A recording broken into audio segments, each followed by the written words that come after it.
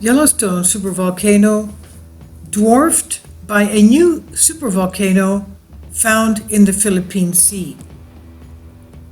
A group of marine geophysicists, oceanographers, discovered the world's largest caldera in the Philippine Sea, in what is being thought of as a major discovery. The caldera is a large crater-like feature. It's formed after a volcanic eruption, just like we know that has been formed in the Yellowstone National Park. It's formed as a byproduct of an eruption, and when the magma is expelled forcefully from the magma chamber underneath the volcano, the area implodes. Because the structural support of the magma chamber had provided the volcano disappears, it causes the sides and the top of the volcano to collapse inward. It caves in other words. And calderas often vary in size. They range from 1 to 100 kilometers in diameter.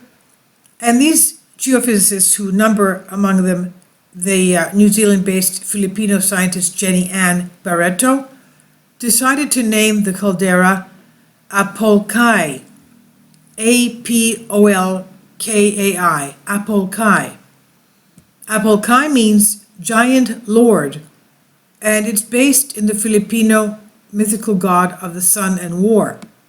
Apolkai caldera has a diameter of about 150 kilometers, so it makes it twice the size of Yellowstone caldera in Wyoming, which is only 60 kilometers. So there you go. The announcement of this discovery was posted on Facebook page of the University of the Philippines Marine Science Institute, UPMSI. In their statement, they said, "The world's largest caldera is in the Philippines." Quote, Jenny Ann Barreto, a Filipina marine geophysicist based in New Zealand, recently published a paper along with Ray Wood and John Milsom describing the morphology and the formation of the Belham rise. Among their findings is the existence of the Apolaki caldera within Belham rise, which may be the world's largest known caldera, with a diameter of about 150 kilometers. So yes, definitely it's over twice the size of Yellowstone in that case. The discovery provides a major boost to the morale of the Filipino scientists. They've been frustrated in their research efforts by their government's lack of support, and they didn't have enough funding. In a recent interview with CNN, UPMSI researcher Jeffrey Malolis told the media that the Filipino scientists had all the necessary training and the knowledge to conduct high-level research, so they knew what they were doing. So that means that what they have found is, their evidence is credible. But because they lacked state funding, the scientists were forced to leave the country to carry out their research.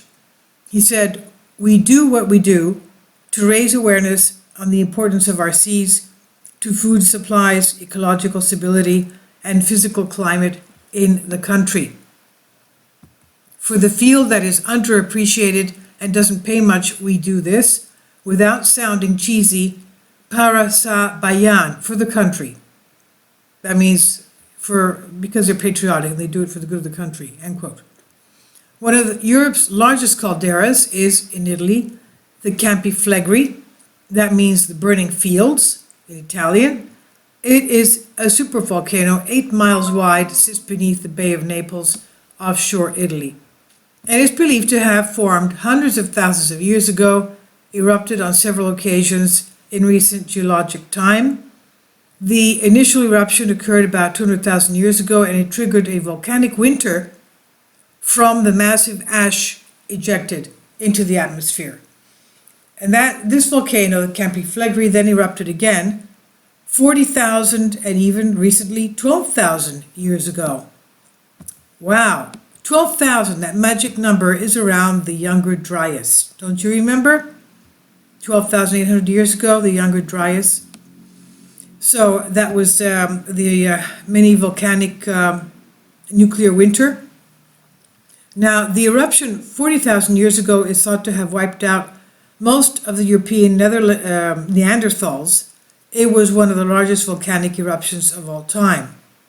And recently, Campi Flegrei erupted in 1538, and it was erupting for 8 days straight. It sent ash across the whole of Europe, forming the new mountain of Monte Nuovo. And today, there's no sign of an imminent reawakening of Campi Flegrei, even though there are abundant signs of presence of active magma chamber underneath in the form of solfataras, warm springs, and gas emissions. So, the Apolaki Caldera and the Belham Rise by John Vegger of Access UK. I would venture to think that there'll be a flood of geologists going there to figure out what is lying underneath, especially to find out how big the magma chamber is and if it's got any magma reservoir underneath and what is going on there exactly. And again, this is a very delicate area. We have a tremendous amount of earthquakes there. It's on the Ring of Fire. We're going to take a look at it on Google Earth. The Belham Rise, the Apolaki Caldera, which is over 2 times the size of Yellowstone, to see where it is exactly. It's right here on Google Earth. Belham Rise, this is what Google Earth has brought us to. And let's just pull out now so we can see what's going on here, because it's you can see some seamounts there, right? A number of them, and you can even see that it's taking form now. Philippines. It's the Philippines. It has a type of some kind of a shape there. There we go. Let's measure this. Miles, in miles. 200 miles that way. 215 miles. Maybe they were measuring from this point here. Let's measure that side. Okay. 100, well, maybe that's what they took as 160 miles. Okay. But basically, you can see, oh, I see. Now I can see it. There it is. That looks round, don't you think? There we go. Okay, well, okay, whatever. It's probably more than that. Oop, sorry. We flew away. Where are we? Oh my. There we go. Okay. Amazing. This is a subduction area, of course. And we've had Papua New Guinea earthquakes lately. I wonder what this is. These are volcanic islands here, as you can see. Here. Vanuatu, volcanic islands. That looks weird, is there? It's all subduction zone, of course. And you do see a decoloration. You see some kind of formations there. That's it right there. And we have more here. Guam. These are also volcanic islands. All of these are volcanic islands as well, as you can see. Saipan, Guam. That's it right there. Okay. There you go. We have to, I'm sure they'll, well, it's difficult because it's underwater. I mean, that's not very easy to get to. They have to have special oceanographic equipment, special robot subs, and the like, radar equipment.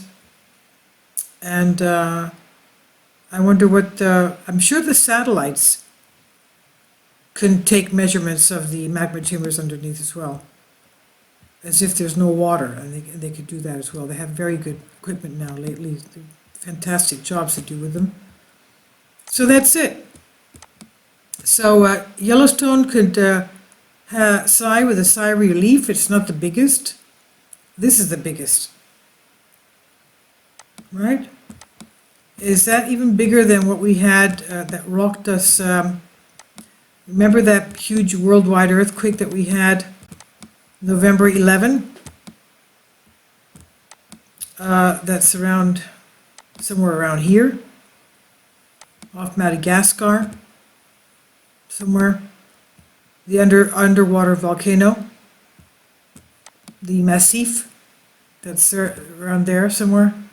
I wonder how big that was. I can't remember.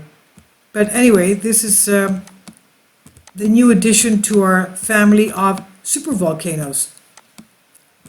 We knew that we had 20. I guess is this number 21. Okay, so I'll leave links below for you for this.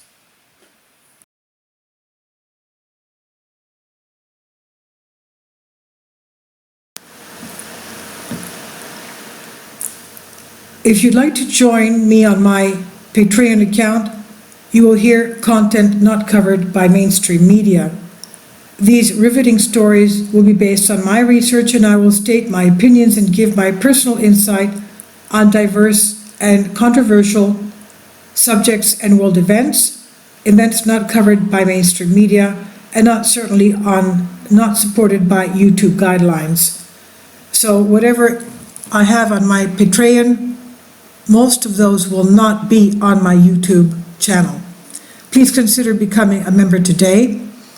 More of the most significant and important videos will be on my Patreon channel. Your support helps me to continue my research and keeps this YouTube channel alive. And we depend on your support, your generous charity, because we help economically challenged families here in Athens, Greece, in Kapota, and we also help the young generation with university tuition and the community around our church. Thank you.